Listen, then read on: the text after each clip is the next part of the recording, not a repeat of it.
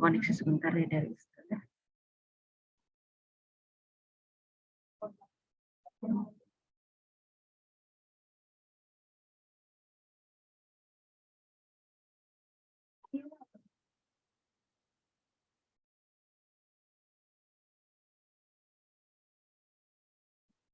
Ya mungkin bagi teman-teman juga siap-siap kita persiapkan hati, jangan lupa semua diperbaiki dulu niatnya dan berniat untuk mengikuti kajian ini dengan insya Allah ada ilmu yang kita dapat kita serap dan kita terapkan dengan baik hingga kedepannya kita akan menjadi muslimah yang lebih baik lagi.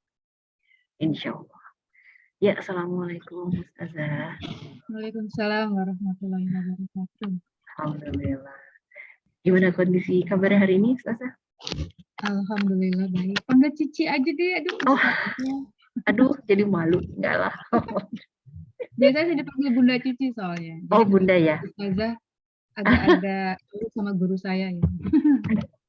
Oke, saya panggil Bunda, mohon izin ya Bunda.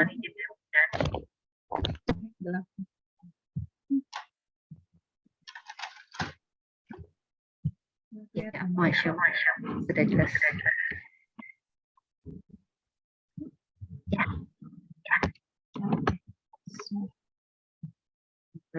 Perkenalkan Bunda, mungkin belum perkenalan sebelumnya saya Dia Pitaloka. Saya akan jadi MC untuk kajian kali ini. Jadi kita akan mulai kurang lebih nanti materinya waktunya 1 jam. Biasanya tadi Bunda 45 menit untuk materi dan 15 menit untuk tanya jawab. Tapi karena hari ini sifatnya sedikit interaktif ya Bunda ya. Jadi mungkin juga sambil mungkin teman-teman kalau misalkan ada yang ingin ditanyakan langsung silakan gitu. Baik, kalau Bunda sudah siap, tafadhol Bunda. Ya, terima kasih Mbak Dia Pitaloka. Iya. Kayak nama itu ya, ada hubungannya sama siapa tuh namanya? Yang anggota DPR itu ya? Iya, nama klan Bunda. Baik, sekali lagi Assalamualaikum warahmatullahi wabarakatuh.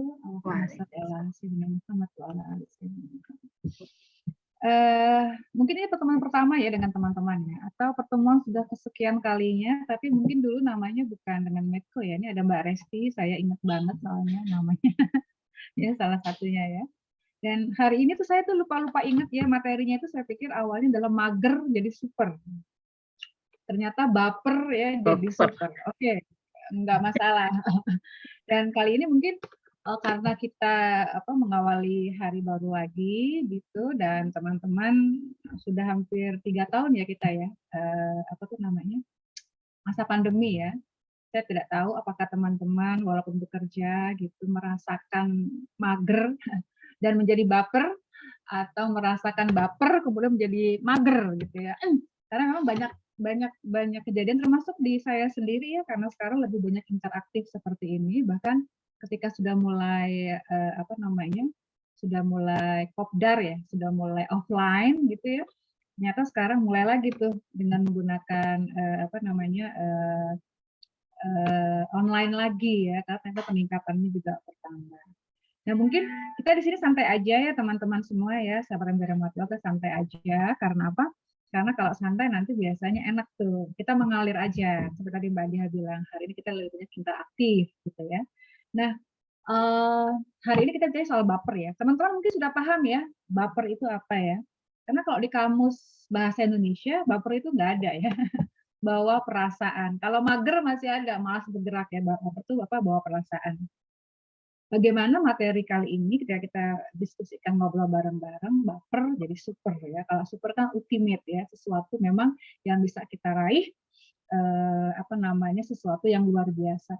Tapi hal yang luar biasa memang tidak bisa kita raih begitu saja tanpa mengalami prosesnya. Ya. Nah, salah satu prosesnya menurut saya baper ini nih, ya, bawa perasaan ini ya. Tapi mungkin kita perlu sama-sama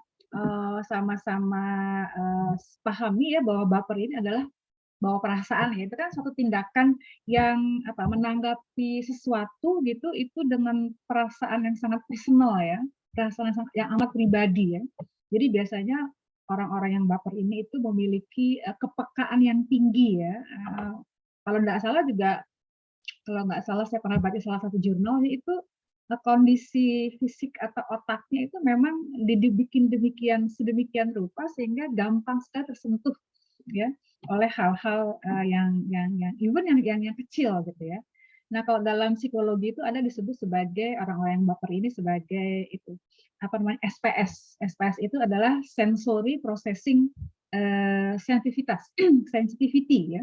Jadi artinya adalah orang-orang yang sangat sensitif ya terhadap sesuatu atau juga disebut sebagai HPS ya, HPS atau HPS itu adalah highly sensitive person. Jadi orang-orang yang memang sangat apa namanya yang sangat sensitif ya, yang gampang sekali tersentuh oleh suatu hal yang kecil saja.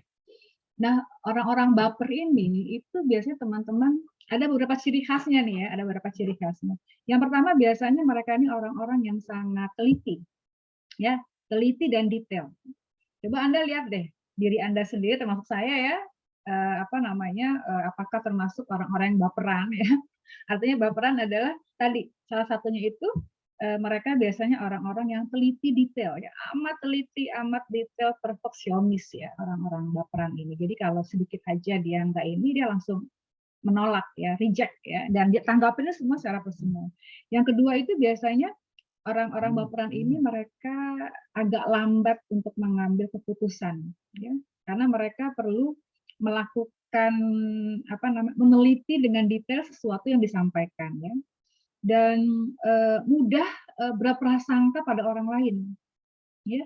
Wah, jangan-jangan nih begini nih, ini jangan-jangan nih datang ke rumah nih, telepon aku nih udah lama nggak hubungannya, mau pinjam duit nih, jangan-jangan nih datang apa baik-baikan silaturahmi gitu kan, katanya oh kita udah lama nih nggak jumpa ya, mau bersilaturahmi menguatkan ikatan lagi ya, ternyata apa, nawarin produk MLM misalnya ya, jadi harus beli nih bagus nih bla bla bla bla bla gitu ya. Jadi tadi berprasangka banget sama orang lainnya.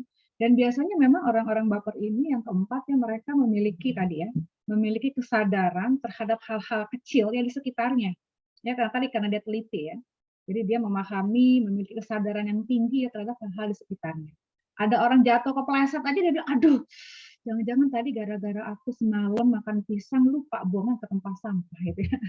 Jadi apa tuh namanya kesadarannya cukup tinggi banget ya, tapi tadi juga ya orang-orang baperan ini kalau tidak dilatih dengan baik ya, ini bukan kata saya, ini banyak penelitian juga ya dari apa namanya riset dari psikologi, itu salah satunya biasanya mereka bisa bermental buruk. Apa tuh mental buruk ya? Biasanya karena tadi ya, karena dia orang teliti dan detail itu nggak salah ya, orang yang teliti dan detail nggak salah, tapi ketika memposisikan teliti dan detailnya itu tidak pada tempatnya, jadinya salah. Sehingga akhirnya apa? Karena dia mudah berprasangka buruk gitu kan ya, dan juga dia lambat mengambil keputusan gitu ya, dan dia biasanya tuh memiliki apa tadi kesadaran yang tinggi terhadap sekitarnya ya, tapi karena ini tidak diarahkan dengan cara yang benar, biasanya kemudian dia akan tidak bahagia dalam hidupnya. Ya. Dia merasa bahwa hidupnya itu hampa, hidupnya tidak bahagia, dan biasanya orang-orang yang baperan ini dia apa tuh namanya sering konflik ya pada anggota keluarga, ya bukan bukan pada teman-temannya di luar dulu ya, tapi anggota kecilnya dulu, sama siblingnya misalnya, sama orang tuanya ya. Jadi gampang sekali konflik ya orang-orang baperan dengan anggota keluarganya. Dan biasanya orang-orang baperan ini juga mereka tuh sulit untuk berhubungan dengan orang lain. Ya karena tadi, karena punya prasangka ya terhadap orang lain. Berikutnya juga biasanya mereka ini karena sulit untuk menjalin hubungan dengan orang lain, jadinya agak terasing ya dari lingkungannya. Ya. Bisa jadi orang-orang baperan ini juga dianggap freak ya, aneh dia sih, dikit-dikit ngambek, ya, dikit-dikit mutung, dikit-dikit menzolimi orang lain dengan menzolimi dirinya sendiri. Dan ada salah satu penelitian juga yang menyebutkan ya bahwa orang-orang yang baperan ini ya, mudah baperan ini itu ternyata mereka biasanya terjerat masalah kasus hukum ya atau finansial. Di era ini nih, di era pandemi seperti ini, saya cukup banyak menerima klien itu yang terjerat itu pinjaman online. ya, pinjol, pinjaman ya. online. Jadi diiming-imingnya cepat ya, cuma kasih KTP aja dalam jangka waktu 10 menit ya, atau nggak sampai setengah jam, kemudian uang ditransfer ke rekeningnya, bunganya juga kecil, jadi sekali tidak bayar gitu kan, wah langsung ya apa namanya diteror sehingga akhirnya mereka tidak memiliki apa namanya ketenangan dalam hidup, tadi tidak bahagia akhir dalam hidup, dan akhirnya konflik ya dengan keluarga. Aku pinjam uang kan karena untuk membantu keluarga, aku pinjam uang karena untuk membuat bisnis, aku punya uang segala macam ya. Itu salah satunya yang pernah saya alami ketika saya membantu beberapa klien-klien saya. Nah, mungkin ada kiat sederhana ketika apa namanya untuk mereka yang mudah baper ya, itu bagaimana salah satunya adalah hidup itu membuat kehidupan lebih sederhana, ya, tidak mudah berprasangka pada orang lain gitu ya, dan hidup itu bukan untuk memblame apa, bukan untuk meyakinkan prasangkanya yang buruk ya, tapi hidupnya itu adalah untuk dipenuhi dengan rasa curiosity ya, dipenuhi dengan keingintahuan yang positif. Misalnya gini, ketika ada apa namanya tadi ya orang jatuh gitu kan ya, lagi jalan tiba-tiba dia terjatuh gitu kan, dia nggak langsung berprasangka buruk terhadap dirinya atau terhadap dia, salah sendiri pakai sepatu begitu sih, nggak tahu jalannya seperti ini, pakai sepatu seperti itu, nggak apa segala macam gitu kan ya.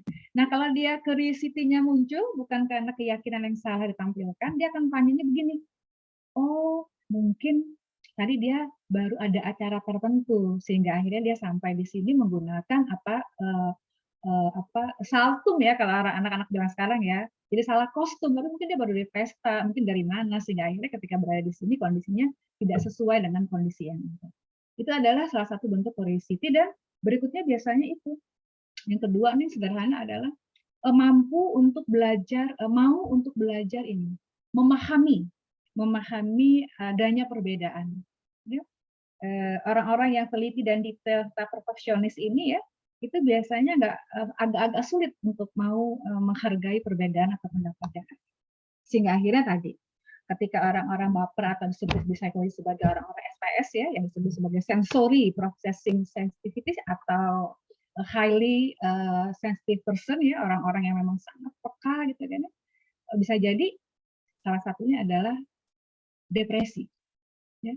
Ketika depresi berarti orang-orang seperti ini akhirnya harus konsultasi ke psikiater ya, dapat obat ya, dapat penanganan yang khusus.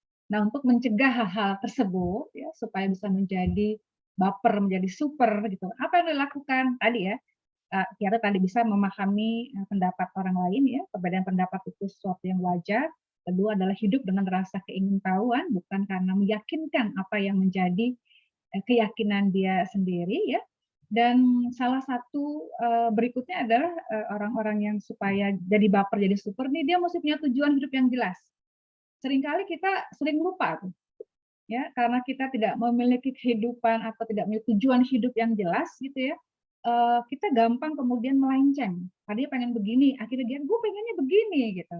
Sehingga tadi akhirnya dia baper, ya, gampang sekali kemudian bawa perasaan. Aku kan nggak kepengen begitu. Tapi kalau dia tahu tujuan jelasnya apa, terjadi resiko sedikit, ya dia bisa mengantisipasi itu dengan apa? Dengan tadi, dengan caranya dia sebenarnya memiliki sifat-sifat positif yang banyak. Karena dia peka ya, peka terhadap kondisi, peka terhadap orang lain. Dan biasa orang baper itu juga punya banyak cinta, ya. Tinggal meletakkannya saja. Meletakkannya ini yang seringkali mereka salah meletakkannya, sehingga akhirnya mereka gampang sekali kemudian baperan.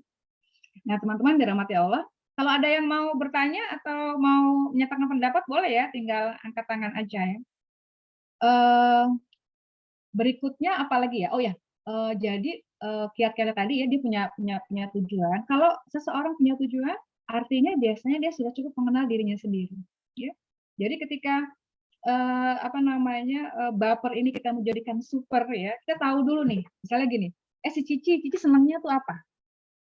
Oh, Cici tuh senangnya menulis, senangnya olahraga tapi yang sederhana ya, yang murah, meriah, nggak perlu alat bantu. Ya, saya senang jogging. Sampai hari ini saya masih jogging setidaknya sepekan 3 kali ya, sekitar 1 jaman.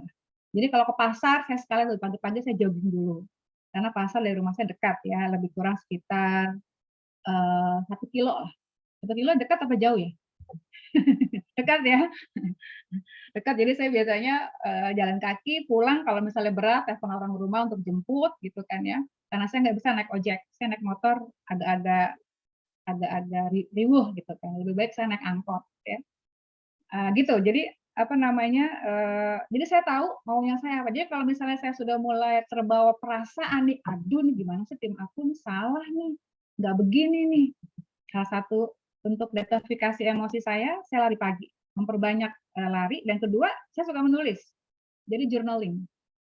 Nah, akhirnya ketika kita mengetahui katakanlah bahwa kita adalah orang yang gampang sekali terpengaruh oleh tindakan orang lain, atau kita gampang sekali menanggapi ya, orang Bapak itu kan mudah sekali ya terlalu menanggapi hal-hal dengan personal, serius dengan secara personal gitu kan ya. Nah, kalau kita termasuk golongan yang ini tadi, kita mencari kiat-kiat sederhana. Jadi tadi misalnya kiat sederhananya tahu pertama dirinya, tahu tujuan hidupnya apa, dan kemudian tahu ketika sudah tahu dirinya apa, dia bisa punya satu kiat sederhana untuk bisa mereduce ya, mendetoksifikasi emosinya dengan cara yang benar. Nah, cara yang benar itu kalau agama kita mengajarkan yang pertama adalah ingat sama Allah ya. Kalau ingat sama Allah segala sesuatunya gampang. Itu ada di surat Ar-Ra'd. Surat Ar-Ra'd itu surat berapa? Ke-13 ya kalau nggak salah. Surat ke-13 ayat 28. Sebentar, coba cek dulu takut saya salah ya. Jadi Anda boleh buka Al-Quran Anda, itu surat Ar-Ra'd, surat ke-13 itu ayat 28. Nah, kebalik, betul ya? Ya, betul. Ya, surat ke-13 ayat 28. Ingatlah Allah. Kalau kau mengingat Allah, saya bacain ya terjemahannya. Yaitu orang-orang yang beriman dari hati mereka menjadi tentram dengan mengingat Allah. Ya, ingatlah hanya dengan mengingat Allah hati menjadi tentram. Ya, karena orang-orang ketika kita jadi baper ya, kita pasti nggak tenang tuh ya. Kita pasti jiwa kita jadi gelisah ya. Kita gelisah, kita mencari tadi kita tidak bahagia ya karena sesuatu hal ya.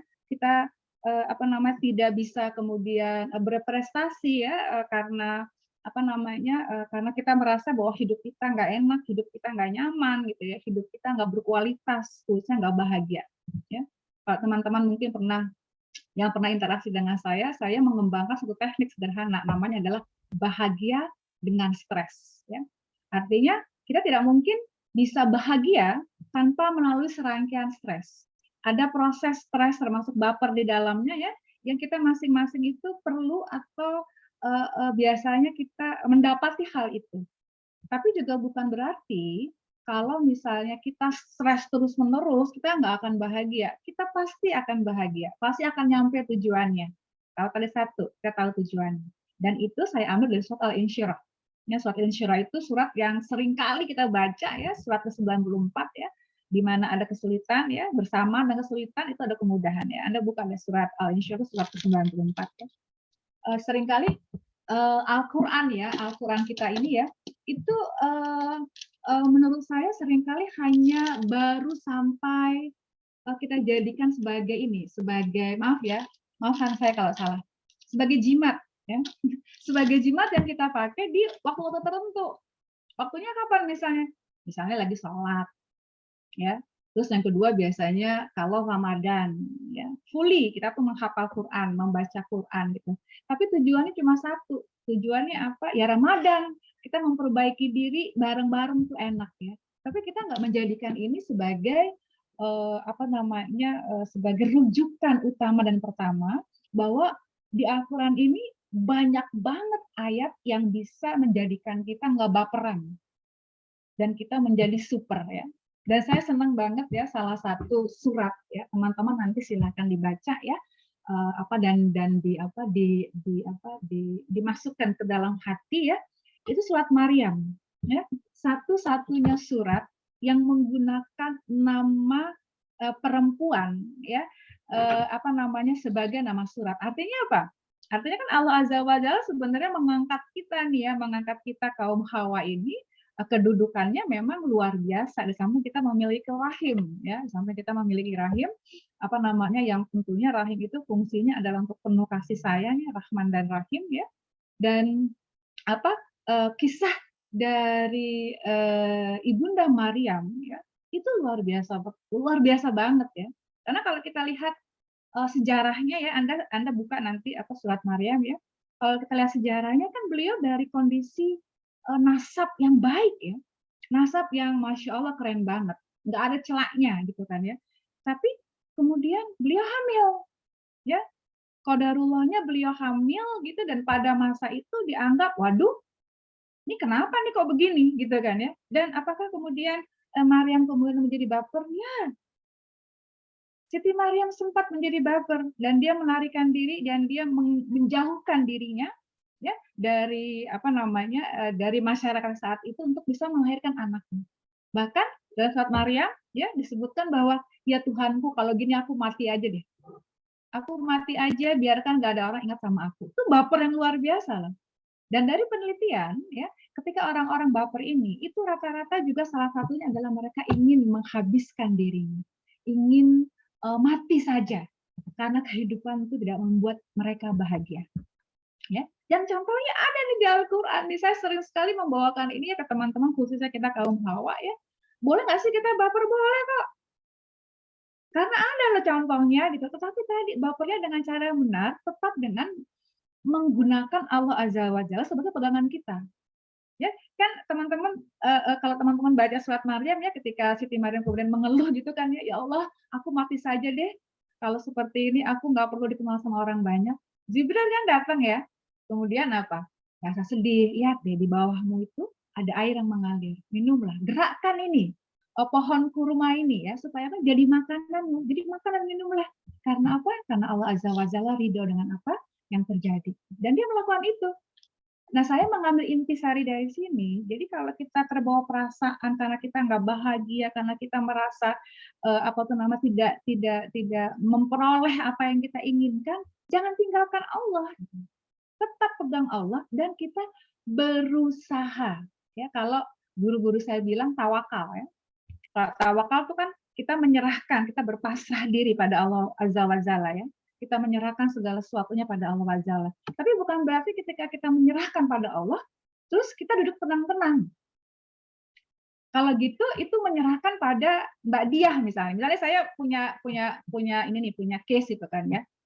Aduh, Mbak Diah, aku nggak ngerti deh mesti gimana sama Mbak Resti nih misalnya gitu ya. Sorry ya Mbak Resti dan Mbak Diah ya, saya jadikan contoh. Terserah deh, aku udah bete deh sama Mbak Resti deh, lo mau apain terserah deh. Mbak Dia akan bilang sama saya, oke Bun, kasih aja ke aku Bun, nanti aku yang beresin. Ya, saya serahkan ke Mbak Dia, saya udah duduk tuh, saya mengerjakan pekerjaan saya yang lain. Mbak Dia lah yang kemudian interaksi, mengkomunikasikan hal-hal dengan Mbak Resti dan segala macamnya. Terus nanti someday dia akan bilang, Bun, udah beres. Mbak Resti udah top, udah gini segala macam. Oke, thank you ya saya, alhamdulillah. Selesai kan, saya nggak ngapa-ngapain tuh. Tapi kalau kita bertawakal, menyerahkan apa namanya masalah kita pada Allah Azza wa Jalla, kita nggak bisa seperti itu. Ya udah terserah Allah deh mau apa deh. Kata Allah gini, siapa lu gitu ya. Nyuruh-nyuruh gue gitu kan ya. Jadi sehingga ini kalau gitu kita tawakal apa tadi seperti Siti Maryam. Ya, ketika dia sudah merasa bahwa aduh aku mati aja deh, nggak perlu ada yang mengingat aku deh sepertinya. Tapi ternyata apa? Dia dalam kondisi hamil tua berjalan ya itu kan luar biasa ya buat Anda buat kita semua yang sudah pernah hamil dan melahirkan kan sakitnya itu ada berapa ratus tulang kita yang pada patah 360 ya kalau saat kita melahirkan itu kan Masya Allah ya dan dia menggerakkan pohon kurma teman-teman yang sudah pernah ke tanah suci ya atau melihat pohon kurma ya apa namanya sempat pernah nggak mencoba untuk menggerakkannya. Dulu saya pernah sih Bunda. Rasanya apa ketika menggerakkannya Mbak Dia? Susah. Minta ampun ya. Iya. Minta ampun gitu loh. Dan ini lagi hamil tua. Lagi hamil tua, difitnah yang enggak kan secara rasa itu kan batinnya kan drop habis kan. difitnah yang enggak, akhirnya dia pergi ya dengan membawa kandungannya, itu kan lelah secara fisik maupun batin. Kemudian menggerakkan, dia sudah berpasrah, tapi Allah minta dia menggerakkan, digerakkan, jatuh kurmanya dimakan. Jadi sahabat yang dirahmati Allah, sahabat semua, ketika kita punya satu masalah yang membuat kita baper, jangan pernah tinggalkan Allah. Ya. Ketika kita diberikan solusi-solusi sederhana, solusi itu kita diberikan jalan-jalan dengan apa misalnya jalan untuk supaya kita nggak baper jadi super. Pertama, betulin yuk hubungan kita ya, sama keluarga kita, sama orang tua kita, sama suami kita. Ya kita mesti benerin nih hubungan kita jadi seperti apa. Ya. Ini yang kelihatan nih, sebenarnya yang pertama ya itu adalah membetulkan, memperbaiki hubungan kita dengan Allah Azza wa Jalla, dengan Kanjeng Nabi. Ya. Ya kita membaca salawat, ya Allahumma sholli ala sayyidina Muhammad wa ala ali sayyidina. Kita merasakan nggak bahwa Kanjeng Nabi itu ada dekat dengan kita? Atau kita hanya lip service? Ya, kita membaca salawat apa aja gitu kan ya, terus kita merasa bahwa iya deh lagi ini sih. Gitu. Tapi kalau coba itu kita perbaiki hubungan kita dengan Allah Azza wa Jalla dan Kanjeng Nabi. Yang kedua adalah kita perbaiki hubungan kita dengan orang tua kita, ya, dengan suami kita, ya. Ini nanti akan ada perbedaan yang luar biasa. Jadi teman-teman, ini buat Anda semua aja ya, jangan bilang siapa-siapa ya. Saya merasa ya teori-teori psikologi itu keren banget. Jadi ketika saya belajar tuh, ya sih bagus, keren gitu kan hasil olah pikir para ilmuwan barat ya, Sigmund Freud gitu kan ya, kalau kemudian ada ini kan bapaknya nih, bapak psikologinya. Tapi ketika kemudian saya mempelajari Nahjul Balaghahnya Ali bin Abi Thalib misalnya, saya mempelajari tulisan-tulisan kimia kebahagiaannya dari siapa namanya, kok jadi saya lupa,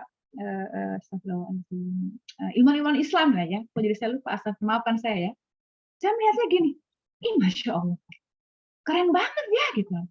Tapi lebih kerennya lagi ya, karena saya tidak begitu pandai, saya tidak begitu pintar, IPS saya biasa-biasa saja juga ya, walaupun masih di atas 3 ya, tapi buat saya biasa-biasa aja.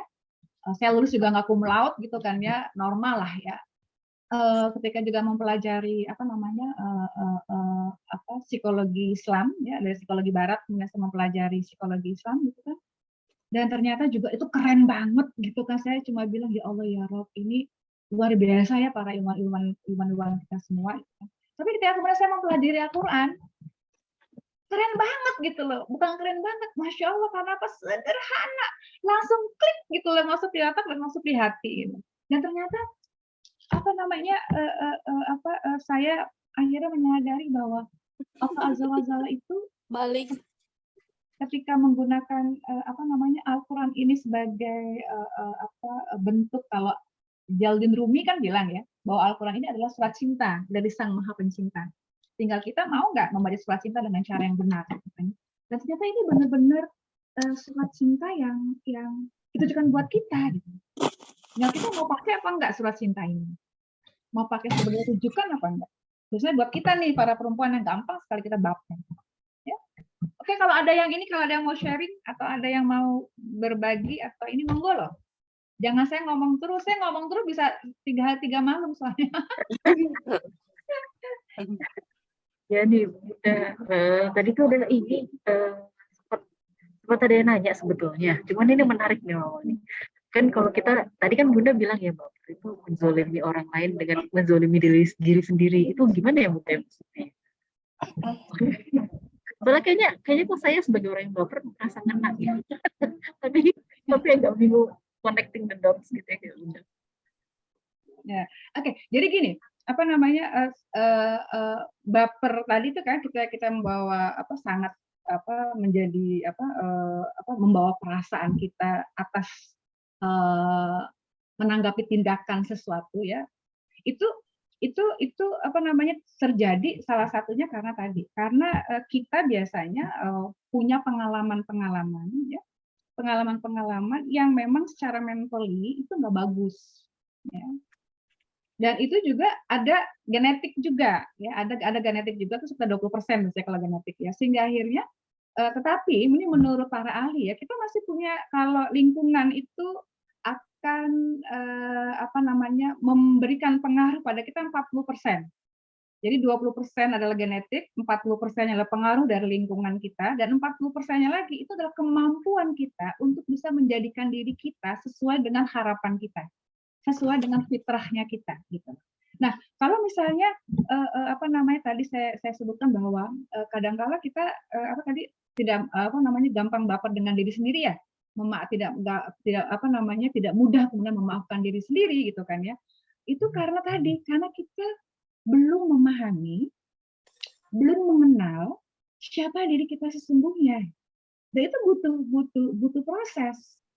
Proses ini salah satunya adalah belajar dari keluarga, kemudian lingkungan kita terkecil keluarga dan teman-teman kita terdekat, kemudian ada lingkungan kita lebih besar. Ketika kita kuliah misalnya, atau teman nongkrong kita siapa?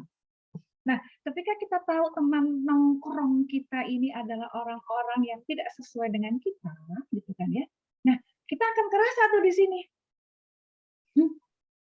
Aku kurang sreg deh sama apa namanya katakanlah sama apa tuh kaum sosialita yang biasanya begini gitu kan. Habis ngomonginnya nggak nyampe deh aku, kenapa? Aduh, berat-berat bawa tas aja seharga rumah misalnya gitu. Itu bukan geng aku tuh, aku nggak bisa deh masuk ke sana. Cari pindah.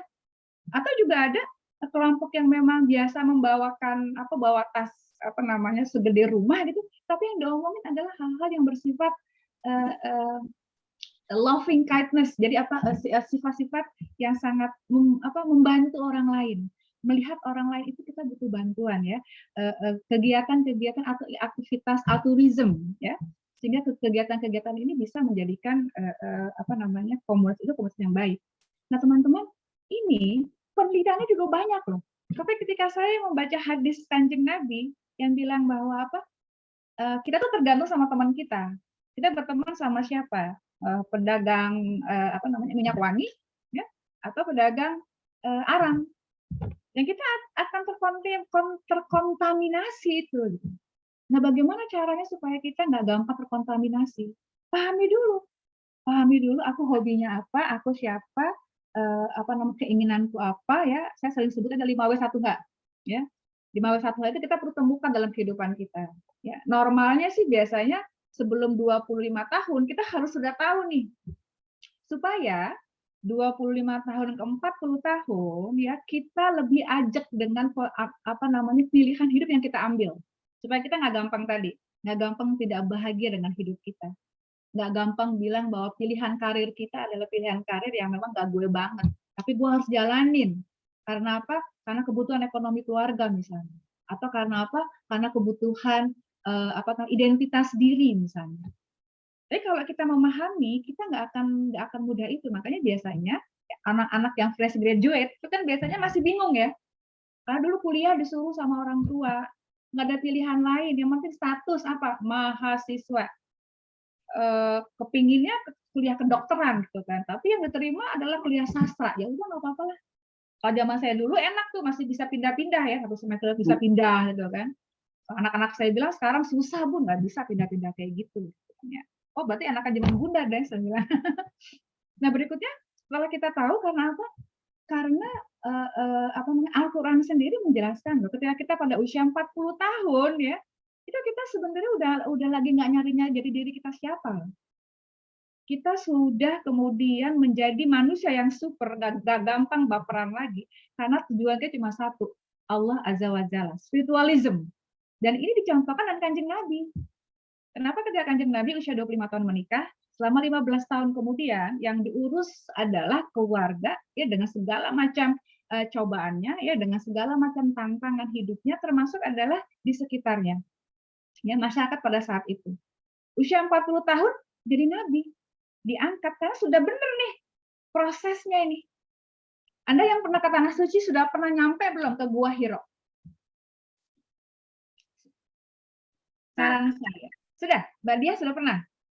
Masih tapi nggak naik mendadak. Sampai naik. Kalau yang di bawah biasa. Tapi sampai naik ke atas. Ya. Kebetulan apa namanya kemarin habis Lebaran kemarin saya sempat apa namanya berniat untuk sampai ke Gua Hiro, naik ke dalamnya sholat di tempatnya Rasulullah sholat. Karena beberapa kali ke tanah suci cuma bawahnya doang, nggak ada yang mau nemenin saya ke atas gitu kan. Jadi pada seusia Siti Khadijah sekarang ini 56 tahun nih ceritanya nih, saya naik ke sana. Qadarullah alhamdulillah ini bisa naik ke sana, dan saya di situ merasakan sekali betapa ketika kegundahan Rasul SAW ya, melihat kondisi masyarakatnya pada saat itu ya, kan itu kan kita lihat kejauhan, jadi ketika kita sholat di tempatnya Kanjeng Nabi sholat, itu depannya itu kelihatan salah satunya itu adalah itu yang sekarang tuh jadi menara Big Ben, saya bilang menara Big Ben yang jam besar itu ya. Itu saya membayangkan sekali, saya bilang begini waktu itu, ya Rasulullah sekarang memang sudah berbeda gitu kan ya. Tapi saya melihat betapa berhala-berhala itu makin naik dengan bentuk yang berbeda gitu. Dan itu rasanya nggak kepengen keluar dari situ gitu. Anaknya sampai bilang, Bunda ini tinggi banget, Bunda mampu gitu kan. Insya Allah mampu gitu. Karena tadi saya tahu tujuan saya, umroh kali ini Bunda harus nyampe ke atas ke tanah ke Gua Hiro. Tujuannya jelas. Dan sebelum itu saya melakukan aktivitasnya apa? Lari lebih banyak, jogging lebih banyak, makan lebih diatur supaya mampu naik ke atas. Kalau anak-anak muda kan gampang ya, 20-30 tahun naik ke atas setengah jam nyampe. Saya 1 jam lebih. Banyak itunya, banyak istirahat dulu. Dan cuma 4 orang. Saya sendiri kan perempuan sama anak saya. Yang lain yang dibantu sama murobinya untuk temenin. Nah teman-teman, kalau kita baper, sekali lagi ya, kalau kita merasa tadi kita nggak akan bisa jadi mengeluarkan kualitas kita, kualitas diri kita, ya, prestasi kita sendiri nggak tahu karena apa? Karena kita nggak memahami, kita bingung, kita mesti ngapain, ya, kita nggak tahu, nggak punya tujuan yang jelas. Jadi saran saya, yuk teman-teman kita cari tahu di usia berapapun Anda saat ini. Kalau belum 40 tahun malah bagus gitu kan ya. Kalau sudah 40 tahun nggak apa-apa.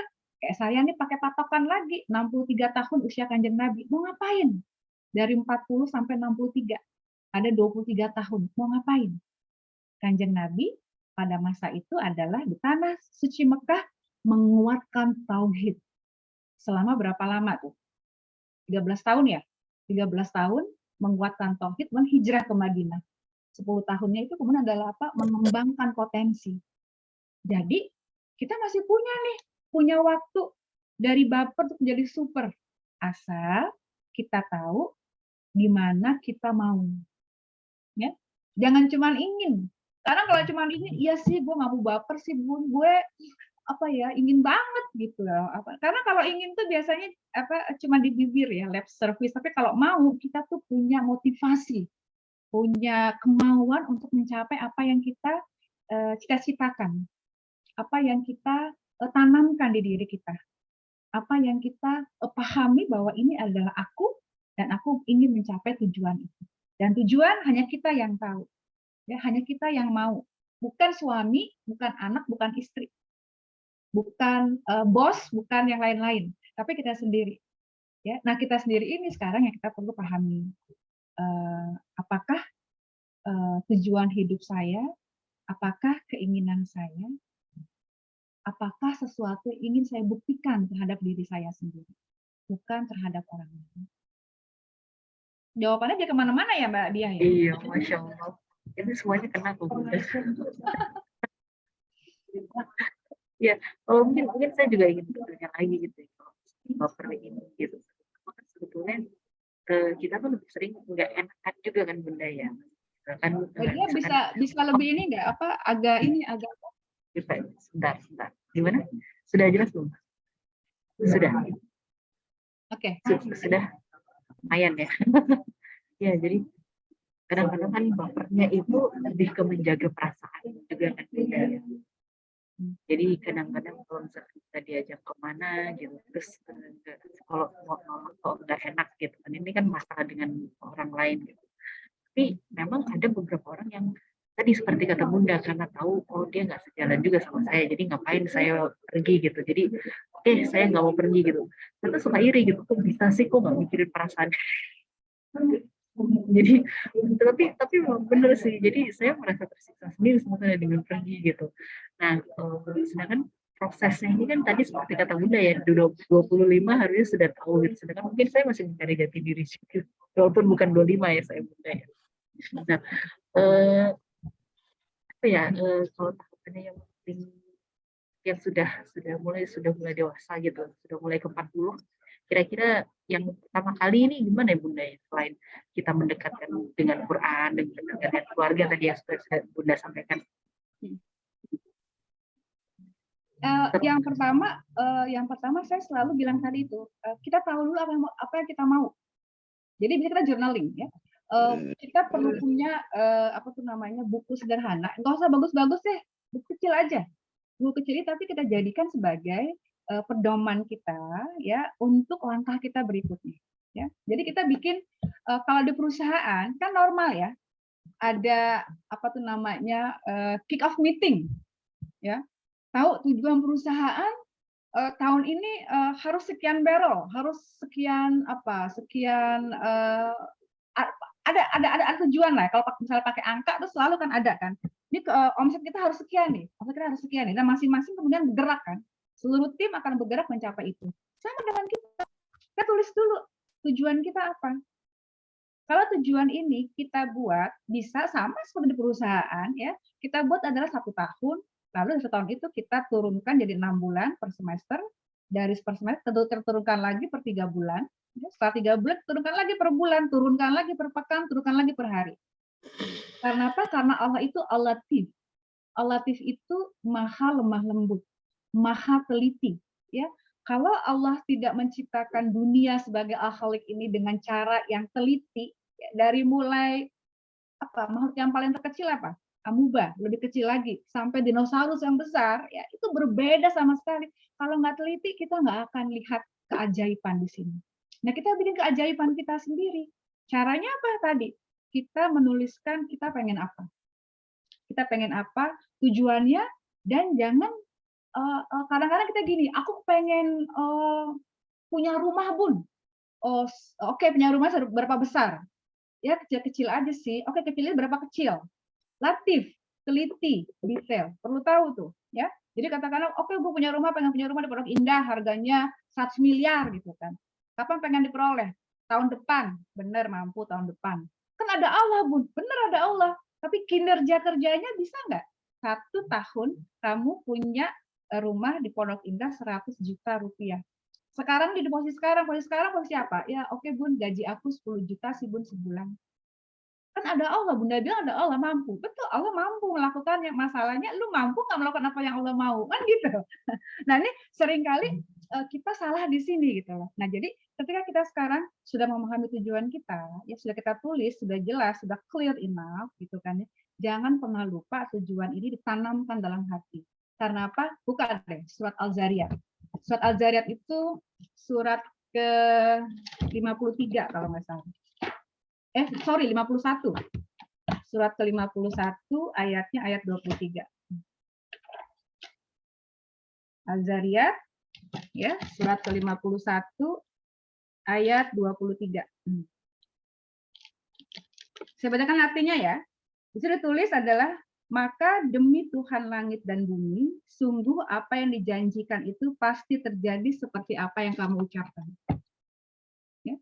Artinya apa? Demi Tuhan langit dan bumi, sungguh apa yang dijanjikan itu pasti terjadi seperti apa yang kamu ucapkan. Ini self-talk. Self-talk itu perlu kita lakukan kalau kita tahu tujuannya. Ya, di atasnya tuh di ayat 22-nya tuh disebutkan tuh bahwa di langit itu terdapat rizki yang dijanjikan, ya, di ayat 22-nya. Di ayat 23-nya tentang self-talk. Kita kalau kita mau self-talk yang benar, ya, kita perlu tahu tujuan kita dulu. Jadi kita tahu tujuan kita tadi, misalnya apa, ya kita jelas itu. Nah, ketika tujuan ini jelas, kita jadikan self-talk kita jadikan doa kita, kalau ada teman-teman tadi yang nggak sepaham dengan kita, ngajak jalan, ngajak nongkrong, ngajak apa, kita lihat tadi kepentingannya ada nggak dengan tujuan hidupku. Kira-kira kalau aku ikut nongkrong gitu, akan menambah kualitas yang akan aku lakukan ini enggak? Atau malah meruntuhkan? Lu mimpi lo di siang hari bolong, kagak mungkin deh. Kita misalnya sharing ya atau ngobrol sama teman kita ini ya. Tapi kalau memang ternyata dia bisa mampu untuk bisa memberikan, kita tahu itu, kita jalan. Seringkali orang nanya gini ke saya, Bun, caranya gimana ketika kita tahu teman kita itu adalah teman yang akan membantu kita atau tidak? Silaturahminya gimana? Apakah kita sering bekerja sama dengan dia? Apakah kita tahu warna kesayangan dia? Apakah dia tahu warna kesayangan kita? Apakah dia tahu kalau aku itu nggak suka makan bakso, aku sukanya makan mie rebus? Apakah aku tahu kesukaannya dia itu nggak suka makan jengkol, sukanya makan pete gitu? Sama, karena sahabat kita, teman kita kayak keluarga kita, keluarga kita kedua.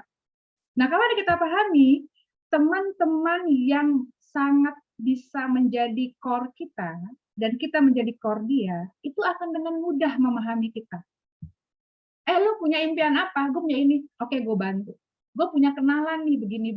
Dia akan bisa membantu membuat financial questioning. Akan membantu mengarahkan how untuk meraih cita-citamu. Itu teman-teman yang akan membantu kita tuh seperti itu. Kecuali kalau misalnya kita, oke, aku cuma mau test the water lah misalnya ya dengan komunitas itu atau dengan teman. Oke, jadi gue punya waktu cuma setengah jam ya, karena bos ada acara lagi. Dia dibikin dulu tuh agendanya, walaupun kita nggak punya agenda misalnya, tapi kita bikin agendanya. Aku punya agenda nih 30 menit, ya oke 30 menit, hangout, silaturahmi, ngobrol-ngobrol segala macam selesai, oke kita terus balik. Gitu. Yang sering kali terjadi adalah kita terbawa arus tuh. Udah habis ngopi-ngopi, ngobrol-ngobrol, kita belanja, window shopping aja. Window shopping, 3 jam udah, kita udah tawaf tuh ya. Harusnya sebentar, cuma 30 menit, udah akhirnya kalau istilah teman-teman saya gitu loh. Kepada tawaf lo ya, nih gue barusan nyari tas, yang dibeli, tas, baju, sepatu, komplit. Salah nggak? Ya enggak. Selama tadi tahu bahwa itu adalah tujuannya. Mungkin itu Mbak Dia jawabannya. Jadi artinya yang pertama tadi itu kita menuliskan, kita tahu tujuan kita apa dan kita melakukan. Di sini nih semuanya ada loh, petunjuknya komplit. Termasuk tadi self talk. Kan seringkali kita gini ya, kalau kita self talk tuh gini. Aku bisa, aku pasti bisa. Ganti deh self talknya, jangan dengan itu. Dengan apa? Menggunakan kalimat thayyibah. Ada tulis surat Ibrahim ayat 14-15 ya, bahwa kalau kita melakukan kalimat-kalimat thayyibah jadi pegangan kita, luar biasa nih. Tapi next lah ya kalau nanti saya diundang lagi, saya akan kita sharing yang berbeda ya, bagaimana menggunakan self talk itu jadi kekuatan kita. Jadi kalau sekarang baper jadi super, nah supernya ntar ya kita menggunakan self talk kita. Karena apa? Kalau teman-teman pahami tadi ya, bahwa baper kita ini adalah kalau kita menjadikan sesuatu yang positif, kita bisa. Asal kita tahu tadi prosesnya. Pertama, kenali diri dulu. Kedua, kenal diri, tahu tujuan dirinya mau kemana, mau ngapain. Ketiga, tadi melakukannya, bikin jurnal ya, dan membuat tadi analisa SWOT, membuat FS ya, 5W1H ya, itu lakukan. Karena kalau kita melakukan yang terakhir adalah dengan tekun ya, melakukannya seperti surat Al-Insyirah ya, surat yang kita sering baca ya, alam nasroh maka sodrok itu ada cuma 8 ayat ya, itu di ayat terakhirnya kan gitu, diberitahu kerjain kerjaan, udah selesai satu kerjaan, kerjain yang lain dan bertawakal kepada Allah Azza wa Jalla. Jadi petunjuknya di sini completely 100%. Kalau ada 1000 ya 1000%, sejuta ya 1.000.000% gitu kan ya. Cuma masalahnya kita menggunakan nggak surat cinta dari Allah Azza wa Jalla ini sebagai petunjuk hidup kita, supaya kita menjadi perempuan super, manusia super, insan kamil yang super. Wadah bisa. Masya Allah ya. Saya juga terharu, Qurannya Bunda banyak post-it-nya banget Bunda. Apa? Qurannya banyak post-it-nya. Iya, ini kalau saya lagi nyari sesuatu gitu kan, saya tandain gitu kan. Jadi kalau saya udah hafal kayak tadi ini udah hafal, saya enak gitu kan. Cuma saya malu kalau saya nggak pegang Quran gitu lah. Jadi saya kasih lihat ini loh gitu. Jadi ini bagian ini juga bikin begini nggak sehari 2 hari. Sekian tahun. Jadi saya punya beberapa Al-Quran. Ini Al-Quran karena berat ya, ini yang saya pakai di rumah. Nanti ada Al-Quran saya bawa-bawa. Sama juga sih ada gitu-gituan juga. Fungsinya sebenarnya untuk ini apa Mbak Dia? Mengingatkan saya bahwa cici lo hamba. Jadi hamba yang bener deh. Jangan jadi hamba yang sok jadi Tuhan-Tuhan kecil. Dengan apa? Mentang-mentang maaf ya, mentang-mentang pinter katakanlah gitu. Kita jadikan kepandaian kita, kognitif kita jadi Tuhan kita. Mentang-mentang punya duit, kita jadikan financial question kita jadi Tuhan kita. Mentang-mentang nasabnya bagus, kita jadikan nasab kita jadi Tuhan kecil kita. Jadi semua kita bikin T yang banyak, T kecil, Tuhan-Tuhan kecil. Jadi berhala kita di sini. Nah ini kita mencoba, saya sampai ini masih belajar mencoba seperti Nabi Ibrahim ya, menghancurkan berhala-berhala ini gitu. Satu-satu gitu kan, satu-satu. Mudah-mudahan Allah ridho. Nah, kalau 6-7 tahun lagi, kalau pakai patokannya Kanjeng Nabi, saya mungkin akan PSW gitu kan. Saya jadi paling nggak udah bisa bilang sama Allah gitu. Allah itu udah ngelakuin loh yang Cici mau sesuai dengan ini. Kalau nyampe ya 6-7 tahun lagi usia Nabi, kalau habis ini tiba-tiba saya dipanggil pulang, ya walau-walau bisa. Ya Allah, semoga menjadi inspirasi buat kita semua juga untuk menjadikan Qurannya tadi indah gitu dan jadi pegang gitu. Baik, mungkin kalau dari teman-teman gitu ada yang ingin ditanyakan lagi, mumpung nih Bunda nih, apalagi buat kaum baperan, mungkin iya, mungkin kalau tidak ada, mohon izin apa? Mungkin Bunda ada yang ingin disampaikan lagi? Ya, apa namanya? Kalau saran saya tadi apa namanya yang pertama, ketika kita perempuan itu diberikan kelebihan emosi sama Allah Azza wa Jalla, ya. Itu karena apa? Karena kita punya rahim, ya. Rahim kita terkait dengan sifat rahmat dan rahim. Artinya Maha Pengasih dan Maha Penyayang. Nah, sekarang bagaimana sifat rahmat dan rahim kita ini sebagai perempuan kita arahkan ke jalan yang sesuai dengan petunjuk Allah Azza wa Jalla, gitu. Nah, kalau kita baper, sesuatu yang sangat normal, ya. Tetapi tadi baper kita sudah mengetahui tujuan kita seperti apa. Kalau kita merasa bahwa kita adalah makhluk Tuhan yang paling sengsara di dunia, karena bos kita galak misalnya, karena tim kerja kita mengerjakannya kita semua sendiri, disempatkan kita semua sendiri, sampai di rumah kita juga tetap nggak dianggap, ya nggak dianggap suami, nggak dianggap keluarga. Karena saya punya klien saya sudah menikah 20 tahun, itu dipanggil dengan nama woi.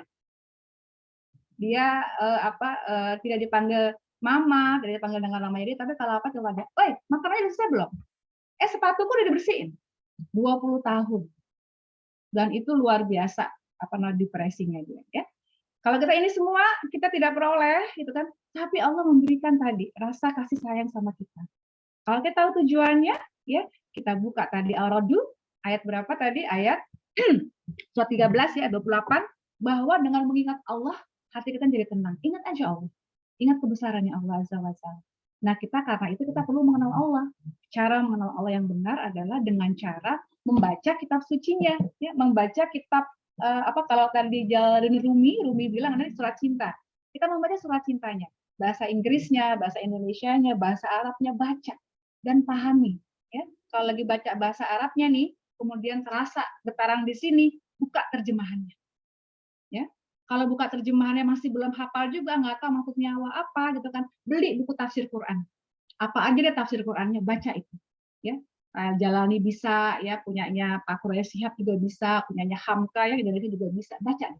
Anda lihat deh, betapa itu akan mengarahkan, ya, baper kita itu ke jalan yang lurus, ya, ke jalan yang benar. Ya. Anda baca satu ayat setiap hari, ya, kemudian Anda catat ayat itu apa, seperti maaf saya menuliskan di sini ini seperti ini karena untuk mengingatkan kembali bahwa ini hal-hal yang penting yang menurut saya penting.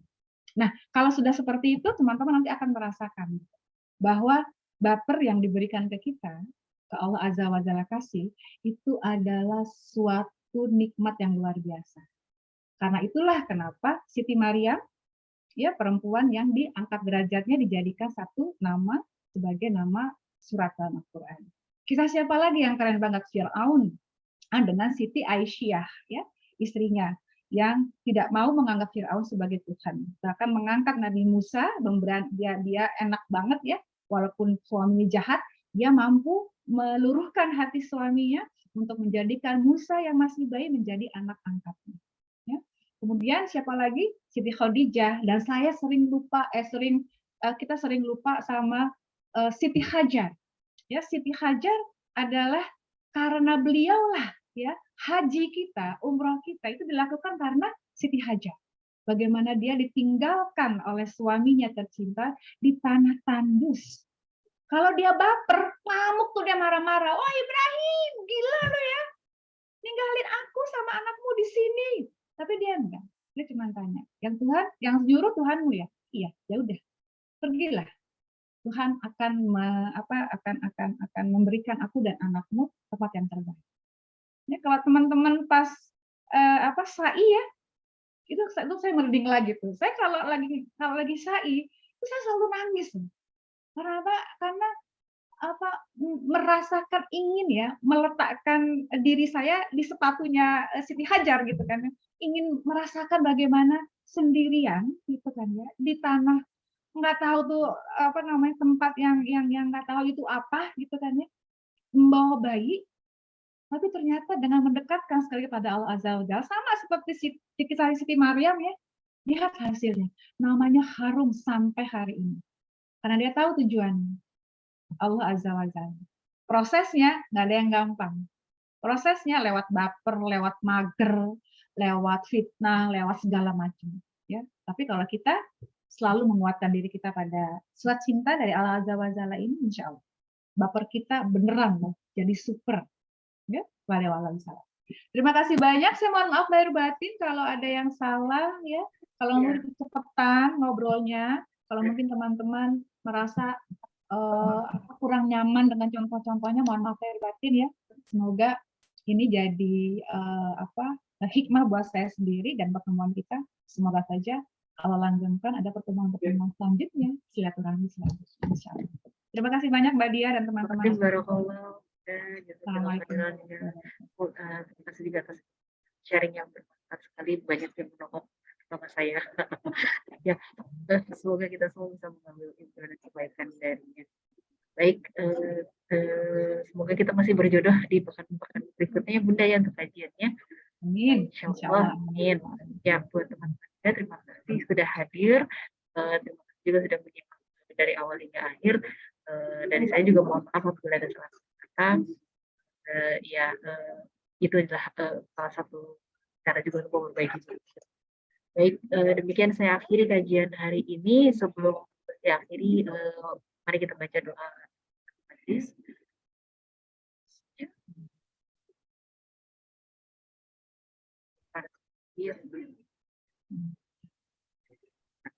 Terima kasih sekali lagi jazakumullah semuanya. Semoga berkah di kajian hari ini dapat kita sampai dalam hati dan kita memberikan alasan jadi pegangan utama kita. Amin. Amin. Assalamualaikum warahmatullahi wabarakatuh. Waalaikumsalam warahmatullahi wabarakatuh. Bye bye.